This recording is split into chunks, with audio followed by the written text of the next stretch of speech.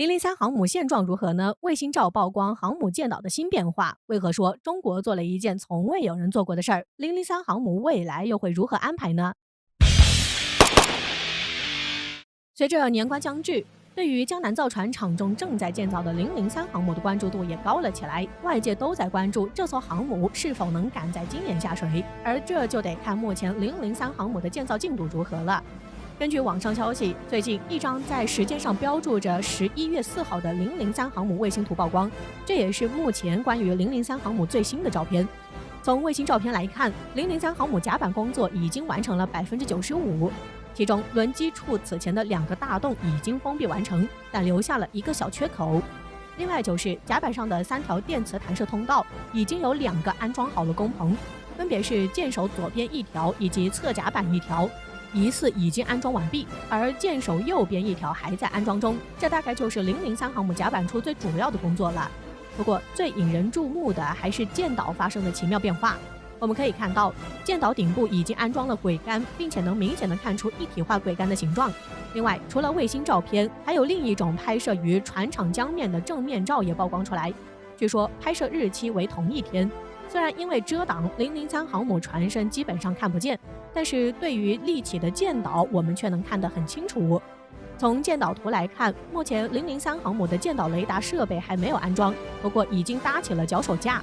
其实从现在003航母的现状来看，已经达到了随时可以下水的状态。当然，如果要在陆地上完成大部分西装的话，003航母大概也会在明年上半年下水。现阶段003航母主要工作应该就在电磁弹射的安装以及舰岛设备的安装上。值得一提的是，这也是003航母最大的2个亮点。目前除了美国的福特级航母，也只有003航母安装了电磁弹射器，而采用一体化桅杆的航母也只有福特级与003航母。中国在055型驱逐舰上已经成功验证了一体化桅杆的作用，这种形式的桅杆已经成为全球最先进的代表。而且不同于采用核动力的福特级航母，003航母采用的是常规动力。在常规动力航母上使用电磁弹射与一体化桅杆，可以说中国做了一件从未有人做过的事儿。美国媒体将003航母称之为超级航母，这也是美国核动力航母之外第一次有航母能得到这样的称号。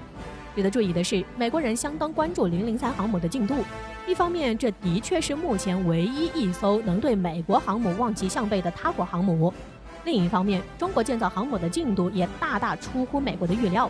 2018年7月，003航母分段首次在江南造船厂露面，外界也由此得知003航母开始建造了。2020年7月，003航母开始进入船坞建造。2021年4月，003航母基本成型，开始搭建外漂。而在6月底的时候，003航母的舰岛首次出现并安装，而且安装舰岛后还挂上了红旗，以庆祝中共建党100周年。8月，卫星图首次拍到003航母开始安装电磁弹射器，而这项工作持续至今。10月，003航母已经安装完动力轮机，还是封舱，到今天也已经封舱完毕。11月，003航母安装主桅杆，做下水前最后的西装工作。在中国建造003航母同时，美国也开启了多艘福特级航母的建造。但是，据英国星期日《泰晤士报》报道称，此前由于首艘福特号航母的电磁弹药升降机故障无法解决，武器弹药不能被运上飞行甲板，包括第2艘与第3艘福特级航母的建造都陷入了停顿。此外，由于疫情的影响，美国一些军工厂进行封锁，再加上原材料进口延缓，目前剩下的福特级航母建造已经陷入到无限期延期中。此前有美国媒体评估，中国同样会因为疫情的原因不得不推迟003航母的建造。但从近段时间接连曝光的卫星图来看，003航母的建造工作正在有条不紊地进行着，美国又一次要失望了。003航母建造于2018年，而且根据报道，由于中途要将蒸汽弹射方案替换成电磁弹射方案，建造计划还停滞了半年，而最晚明年第1季度就能下水了，可见这艘航母建造速度之快。而在2002年下水后，还需要涂装加试航，预计在2024年到2025年便能形成战斗力。值得一提的是，这是中国第一次尝试8万吨以上的大型航母建造，也是除美国以外第2个这么做的国家，上一个是苏联。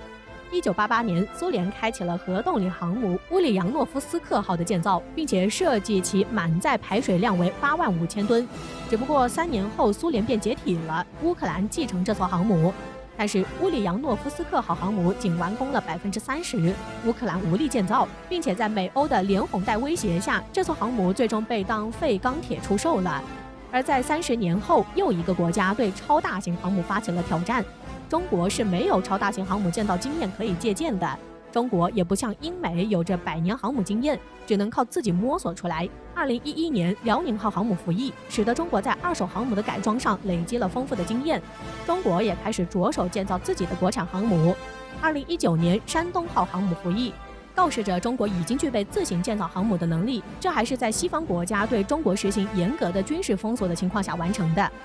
而003航母无论是在结构上还是在功能上，都与前2艘航母有着很大的区别，可以说是一个全新的挑战。中国能在这么短的时间内即将完成这项挑战，不得不说这是一个奇迹。从目前卫星照片的推算来看，003航母的长度达到320米，超过了辽宁号和山东号，略短于福特号航母。其宽度达到82米，与福特级航母相当。其甲板为平顶设计，不再像辽宁号和山东号航母一样采用翘起的滑跃甲板。这也是因为003航母将会安装3座电磁弹射器。另外，003航母舰岛一侧拥有2台升降机，其舰载机的数量外界预估在50到70架左右。除了可以装配弹射板歼15T 战机之外，去年首飞的空警600固定翼预警机，以及不久前首飞的歼35隐身舰载机，都将成为003航母的标配。而当003航母服役之后，包括055型驱逐舰、052D 型驱逐舰、054A 型护卫舰以及中国潜艇部队将会与其组成一支航母编队。届时，中国将拥有全球第2的航母力量，中国海军与美国海军的差距也将进一步缩小。外界分析，尽管003航母的性能及其舰载机配置已经具备了前往远洋执行任务，但是这艘航母入役之后，主要活动范围依旧会是在近海。这是由于一方面中国缺乏海外海军基地，另一方面003航母的主要任务也是为中国海军争取周边的海洋权益，尤其是在南海。根据美国媒体的报道，目标中国已经在南海三亚建立了一座足以容纳003航母的船坞，预计这座船坞将供给003航母使用。另外值得一提的是，随着003航母舰岛的安装，此前围绕着003航母的核常之争也是告一段落，而现在大众的关注点也转向了下一艘004航母。此前有消息称，004航母的钢材已经采购完毕，将在江南造船厂准备开建。003航母与004航母的建造将无缝衔接，而且这艘航母将有可能是一艘核动力航母。